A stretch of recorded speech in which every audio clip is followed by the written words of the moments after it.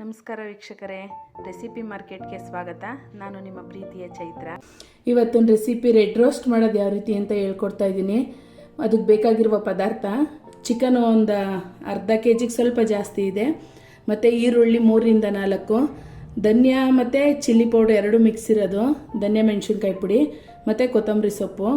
ಮಾಡೋದು ಯಾವ ರೀತಿ ಅಂತ ತೋರಿಸ್ಕೊಡ್ತೀನಿ. ಮೊದಲಿಗೆ ಪ್ಯಾನ್ ಇಟ್ಟಿದ್ದೀನಿ, ಒಂದು 5ರಿಂದ 6 ಸ್ಪೂನ್ ಎಣ್ಣೆ ಹಾಕಂತೀನಿ. ಇವಾಗ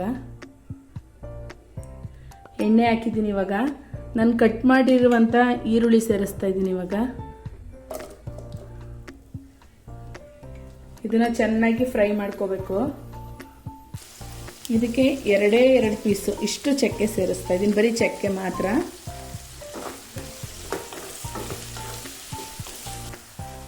ಈರುಳ್ಳಿ ಫ್ರೈ ಆಗಿದೆ. ಇವಾಗ 3ರಿಂದ 4 ಸ್ಪೂನು ಖಾರದ ಪುಡಿ ಹಾಕ್ತಾ ಇದ್ದೀನಿ. ಇವಾಗ ಖಾರ ಜಾಸ್ತಿ ಬೇಕು ಅಂದರೆ ಖಾರ ಹಾಕ್ಕೊಳ್ಳಿ, ನಾನು 4 ಸ್ಪೂನ್ ಸೇರಿಸ್ತಾ ಇದ್ದೀನಿ.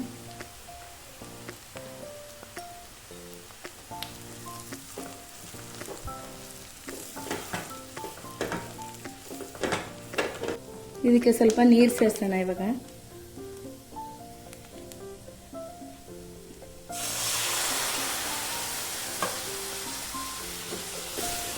ಇದೊಂದು ಸ್ವಲ್ಪ ಖಾರ ಹಾಕಿರ್ತೀವಲ್ಲ, ಇದೊಂದು ಸ್ವಲ್ಪ ಬೇಯಿಸ್ಕೋಬೇಕು. ಹಸಿ ವಾಸನೆ ಹೋಗೋವರೆಗೆ ಇದನ್ನೊಂದು ಸ್ವಲ್ಪ ಫ್ರೈ ಮಾಡ್ಕೊಳ್ಳೋಣ.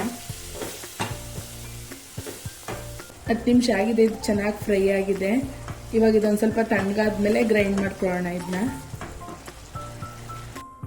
ಇನ್ನೊಂದು ಪ್ಯಾನ್ಗೆ ಒಂದು 5ರಿಂದ 6 ಸ್ಪೂನ್ ಎಣ್ಣೆ ಹಾಕಿದ್ದೀನಿ. ಇವಾಗ ಚಿಕನ್ ಹಾಕಿಡ ಎಣ್ಣೆ ಕಾಯ್ತಿದೆ. ನನ್ನ ಮಗನಿಗೆ ಇಷ್ಟ ಅಂತ 2 ಲೆಗ್ ಪೀಸ್ ಹಾಕಿಸ್ಕೊಂಡ್ಬಂದಿದ್ದಾನೆ.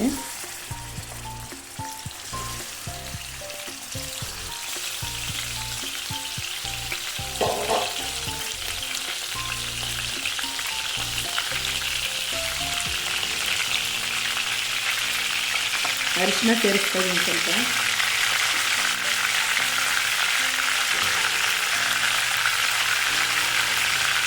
ಮತ್ತು ರುಚಿಗೆ ಎಷ್ಟು ಬೇಕು ಅಷ್ಟು ಉಪ್ಪು.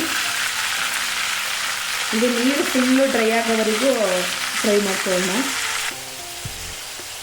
ಕಂಪ್ಲೀಟಾಗಿ ಇದೆಲ್ಲ ನೀರೆಲ್ಲ ಸುಂಡೋಗ್ಬಿಡ್ಬೇಕು ಚಿಕನ್ದು.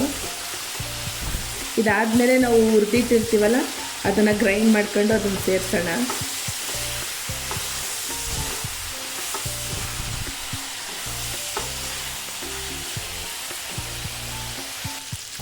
ಫುಲ್ ನೀರೆಲ್ಲ ಡ್ರೈ ಆಗಿದೆ. ಇವಾಗ ಖಾರ ಸೇರಿಸ್ತಾ ಇದ್ದೀನಿ. ಇದಕ್ಕೆ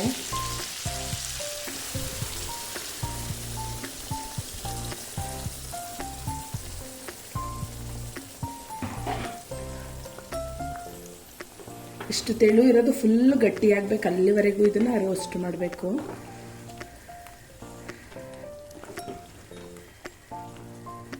ಫುಲ್ ಎಣ್ಣೆ ಬಿಟ್ಕೋಬೇಕು ಚಿಕನ್ನು, ಅಲ್ಲಿವರೆಗೂ ಇದನ್ನು ರೋಸ್ಟ್ ಮಾಡ್ಕೋಬೇಕು. ನೋಡಿ, ಈ ಥರ ಫುಲ್ಲು ಎಣ್ಣೆ ಬಿಟ್ಕೋಬೇಕು, ಫುಲ್ ಗಟ್ಟಿ ಆಗಬೇಕದು.